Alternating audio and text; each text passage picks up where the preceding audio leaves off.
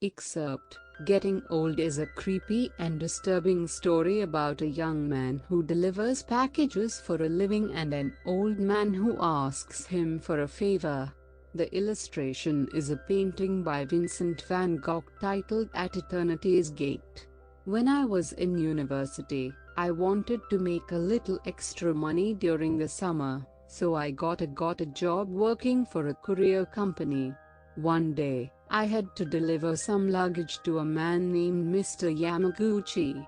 His apartment was on the 12th floor of a tall building. I was in a rush because I wanted to get home early that day. I took the elevator to the 12th floor and managed to deliver the luggage to Mr. Yamaguchi safely. He even gave me a big tip. As I was leaving, I happened to notice that there was a note on the door of the apartment next to Mr. Yamaguchi's. It read, "Old man with bad legs.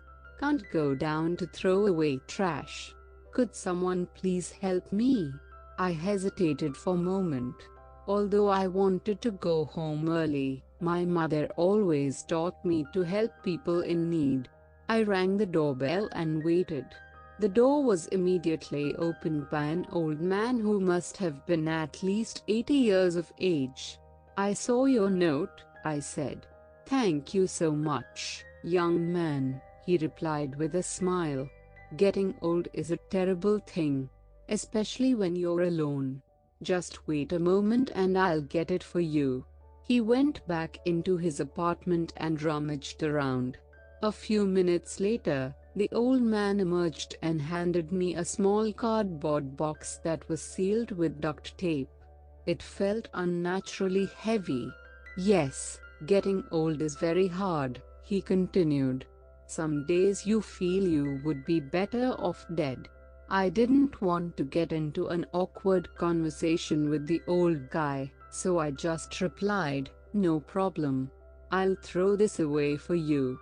I turned to leave, but the old man followed me out to the elevator. "Thank you so much for doing this," he muttered. "Sorry to bother you. It was very nice to meet you." "Yeah, see you later," I replied as I jabbed the button for the ground floor. The doors closed and the elevator descended. The box was so heavy, I wondered what could be inside. Then, I thought about the old man. Were his legs really so bad that he couldn't use the elevator? Perhaps he was just lonely and wanted somebody to talk to. Suddenly, the box was ripped out of my hands. It hit the ceiling of the elevator with a loud metallic clang. The elevator ground to a halt between the 6th and 7th floors. The box fell back down to the floor with a heavy thud. I was so shocked, I didn't know what to do. I noticed a long, thin metal wire. It led out of the box and through the crack in the elevator doors.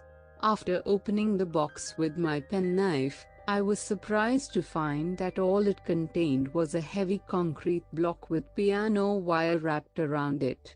I wanted to ask the old man what was going on, so I pressed the button for the 12th floor.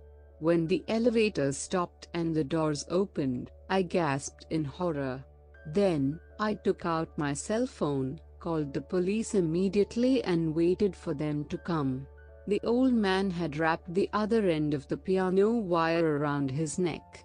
His body was lying in front of the elevator in a pool of blood.